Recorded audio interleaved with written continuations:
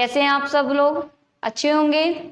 और आपने चैनल को सब्सक्राइब कर दिया होगा तो प्लीज चैनल को सब्सक्राइब कीजिए, लाइक कीजिए, शेयर कीजिए और अपने साथ वालों से, जो आपके साथ हैं, आपके साथ पढ़ रहे हैं, उन्हें भी प्लीज एक बार वीडियोस दिखाइए, क्योंकि यहाँ जो आपको पढ़ाई मिलेगी, जो आपको यहाँ फैकल्टी अवेलेबल है, वो कहीं देखने को नहीं मिलेगी। सारी एक्सपीरियंस फैकल्टी हैं, तो प्लीज आप एक बार शेयर कीजिए, लाइक कीजिए, सब्सक्राइब कीजिए। देखिए, हम पढ़ रहे थे परमाणु संरचना। परमाणु संरचना में हमने बात करी थी परमाणु मॉडल की, और परमाणु मॉडल में मैं आपको पहले ही पढ़ा चुकी हूँ 2 मॉडल की, थॉमसन मॉडल, रदरफोर्ड मॉडल, और तीसरा जो मॉडल था हमारा वो बोर मॉडल। और आपको पता है कि ये जो मॉडल है मैं पहले भी आपको डिस्क्राइब कर चुकी हूँ कि वेरी इंपॉर्टेंट है, क्योंकि इसी से आपके बहुत सारे न्यूमेरिकल होने वाले हैं। और आज की वीडियो में मैं आपको न्यूमेरिकल करना सिखाऊंगी। प्लीज न्यूमेरिकल से मत घबराइए, न्यूमेरिकल बहुत ईजी हो जाएंगे। मैं एक एक कर पाऊंगी और आप लोग भी कोशिश करेंगे, क्योंकि कोशिश करने वालों की कभी हार नहीं होती। ठीक है, तो देखिए हमारा जो बोर मॉडल चल रहा था, मैंने उस बोर मॉडल में आपको कुछ अवधारणाएं बताई थी। बेटा देखिए, अवधारणाएं बहुत अच्छे से पढ़िएगा, और अवधारणा नंबर 2 और अवधारणा नंबर 3 मैं रिपीट कर देती हूँ, क्योंकि इसी के बेसिस पर ही बहुत कुछ आधारित है। हमने कहा था कि जब इलेक्ट्रॉन चारों तरफ घूमता है तो उस पर 2 तरीके के बल काम करते हैं। एक बल काम करता है अभिकेंद्रीय और दूसरा बल काम करता है अपकेंद्रीय। ये दोनों बल एक दूसरे के बराबर होते हैं। फिर हमने तीसरी बात ये कही थी कि जब कोई इलेक्ट्रॉन नाभिक के चारों तरफ घूमता है तो उसका कोणीय संवेग NH/2π का कैसा पाया जाता है? पूर्ण गुणज पाया जाता है। ठीक है, क्योंकि ये दोनों ही क्या है, आगे काम में आने वाले हैं हमारे न्यूमेरिकल्स में या हमारे फॉर्मूले क्रिएट करने में। ठीक है, तो आज हम जो बात करेंगे वो बात करेंगे, हमारा जो टॉपिक रहेगा वो रहेगा बोर मॉडल के आधार पर इलेक्ट्रॉन के वेग की गणना करना। तो हम ये कह सकते हैं कि बोर की अवधारणाओं के आधार पर, कि जो बोर ने अवधारणाएं दी थी, उस बोर की अवधारणाओं के आधार पर हम क्या कर सकते हैं, हम यहाँ पर अवधारणाओं के आधार पर हम यहाँ क्या करेंगे, इलेक्ट्रॉन के वेग की गणना करेंगे। इसके लिए जो हमें जरूरत होगी अवधारणाओं की, वो एक तो सेकंड अवधारणा की जरूरत होगी और एक तीसरी अवधारणा। तो कोई मुझे बता सकता है सेकंड अवधारणा क्या थी? बिल्कुल सही, आप सही बोल रहे हैं। सेकंड अवधारणा ये थी कि जब कोई इलेक्ट्रॉन नाभिक के चारों तरफ चक्कर लगाता है तो उस पर 2 तरीके के बल काम करते हैं और दोनों बल एक दूसरे को संतुलित करते हैं। कौन सा था कि हमने ये कहा था, अभिकेंद्रीय बल किसके बराबर होगा? अपकेंद्रीय बल के बराबर होगा, यानी कि mv² बराबर होता है Ze²/r के। ठीक है, और दूसरी जो बात हमने ये कही थी कि जो कोणीय संवेग होता है mvr, वो होता है NH/2π। ठीक है, तो मैं यहाँ से r की वैल्यू निकाल लूँ, NH/2πmv। ठीक है, ये आपके पास r की वैल्यू आई है। अब आप देखिए, इसको इक्वेशन फर्स्ट कर दीजिए, इसको इक्वेशन सेकंड। दोबारा सुनिए, बोर की द्वितीय अवधारणा क्या कहती है, अभिकेंद्रीय बल क्या होता है, अपकेंद्रीय बल के मैं आपको पहले की वीडियोज में ये निकाल के दिखा चुकी हूँ कि ये कैसे होगा। तीसरी अवधारणा हमारी क्या थी भाई, कि कोणीय जो संवेग होता है वो NH/2π का क्या पाया जाता है, पूर्ण गुणज देखने को मिलता है। तो अगर मैं r को यहीं रहने दूं, मैं इस r का यूज क्यों कर रही हूँ, क्योंकि मुझे यहाँ इस r की वैल्यू पुट करनी है। r की वैल्यू रखूंगी तो यहाँ से v की वैल्यू बहुत जल्दी निकलने वाली है। कैसे हो, देखिए हम क्या करते हैं कि इस mv को तो यहाँ ले आते हैं, क्योंकि ये यहाँ पर नीचे आएगा तो ये किस में आएगा, इसके मल्टीप्लाई में आएगा।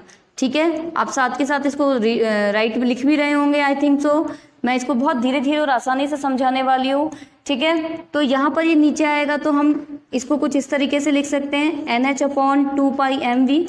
m बराबर यहाँ पर क्या है, मास यानी कि द्रव्यमान, v बराबर क्या है, वेग। तो हम इलेक्ट्रॉन के वेग की गणना कर रहे हैं, और वेग को किससे प्रदर्शित करते हैं, v से प्रदर्शित करते हैं। अब आप देखिए, यहाँ से हमारी r की वैल्यू, या सॉरी हम यहाँ से देख सकते हैं कि यहाँ से हमारी r की वैल्यू आ चुकी है। अब इस r की वैल्यू को हम कहाँ रखेंगे, समीकरण 1 में। तो हम ये लिख सकते हैं, समीकरण 2 की सहायता से, या समीकरण 2 का मान समीकरण 1 में रखने पर। ठीक है, तो आप क्या लिखेंगे, mv² बराबर ze²। r की वैल्यू क्या है भाई, ये है, एज इट इज रखेंगे, nh/2πmv। आपको पता है कि जो ये भाग में है वो ऊपर जाकर किस में चले जाएगा, डिवाइड में।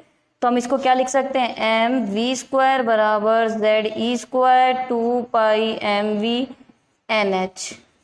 ठीक है, देखिए एक v से एक v कैंसिल हो जाएगा, एक m से एक m कैंसिल हो जाएगा, तो क्या बचेगा, v बराबर ze²। मैं थोड़ा सा इधर हो जाती हूँ, ये हो जाएगा हमारे पास v बराबर ze² 2π और ये हो जाएगा nh।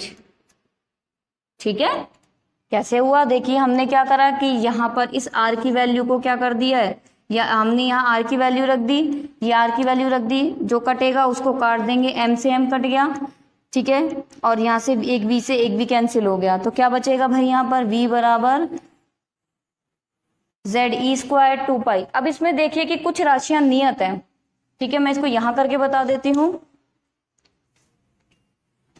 कि हम यहाँ देखेंगे कि यहाँ पर कुछ राशियां नियत हैं, जैसे कि आपको यहाँ पर क्या देखने को मिलेगा, 2 की वैल्यू, पाई की वैल्यू, h की वैल्यू और e² की वैल्यू। ये सारी कैसी हैं, ये सारी नियत राशियां हैं, यानी कि इनकी जो वैल्यू होती है वो फिक्स होती है। यहाँ पर पाई की वैल्यू आपको पता है कि 22/7 रखी जाएगी, ई की वैल्यू 9.1 इंटू 10 की पावर हम ये रखेंगे, और एच की वैल्यू 6.62 इंटू 10 की पावर -34 रखेंगे। ठीक है, जब आप इस सारी वैल्यूज को रखेंगे, मैं दोबारा लिखती हूँ, 2π e² एन h। अब आप यूँ कहेंगे z और h को, n को क्यों नहीं लिखा है, देखिए z को यहाँ बोलते हैं परमाणु क्रमांक, और आपको पता है परमाणु क्रमांक हर किसी के लिए अलग अलग होता है। n बराबर होता है कोशों की संख्या, और कोशों की संख्या सबके लिए अलग अलग देखने को मिलेगी। तो हम इसको जब सॉल्व करेंगे तो हमारे पास जो वैल्यू आएगी वो आएगी आपके पास 2.18 इंटू 10 की पावर 8 इंटू z/n। तो हम यहाँ से हमारे वेग की गणना, अब आप कहोगे कि मैडम यहीं पे काम चल जाता, तो आपने ये क्यों बताया, बेटा न्यूमेरिकल्स जब करेंगे तो ये वैल्यूज डायरेक्ट रखने में आपको बहुत इजी रहेगा। ठीक है, तो दोबारा मैं आपको समझा देती हूँ, इसका न्यूमेरिकल साथ के साथ करा देती हूँ ताकि आपको कोई प्रॉब्लम नहीं आए। हमने ये कहा कि बोर मॉडल के आधार पर हम क्या करेंगे, इलेक्ट्रॉन के वेग की गणना। वेग को किससे प्रदर्शित करते हैं, v से। इसके लिए मैंने आपको कहा था कि बोर की आपको कौन सी अवधारणा याद रखनी पड़ेगी, दूसरी और तीसरी। बोर की अवधारणा क्या कहती है, दूसरी, कि अभिकेंद्रीय बल किसके बराबर होता है, अपकेंद्रीय बल के। अभिकेंद्रीय बल क्या होता है, mv², अपकेंद्रीय बल क्या होता है, ze²/r। ये समीकरण 1 नाम दे दिया मैंने इसको। फिर हमने ये कहा, इसकी तीसरी अवधारणा क्या कहती है कि कोणीय संवेग nh/2π का क्या होता है, पूर्ण गुणज होता है। यहाँ से मैं क्या करूंगी, mv को नीचे ले आऊंगी।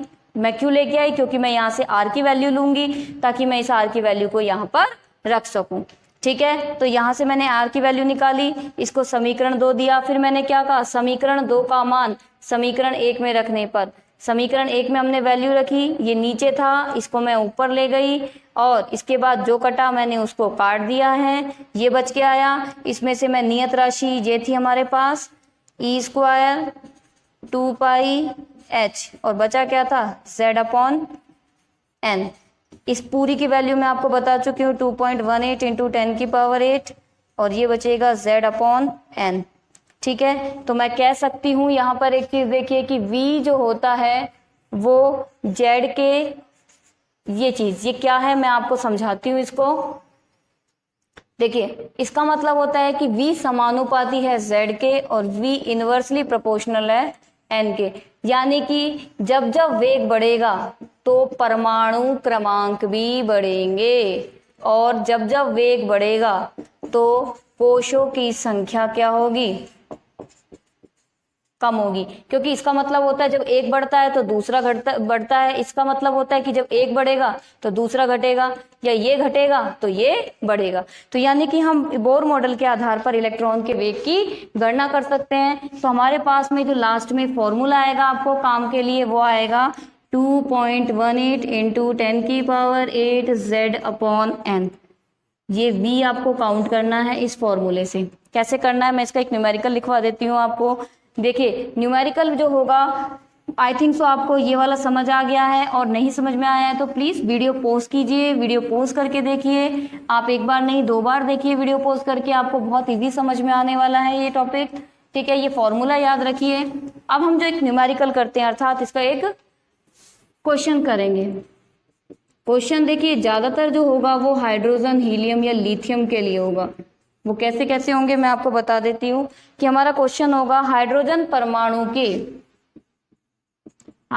परमाणु के प्रथम कक्षा में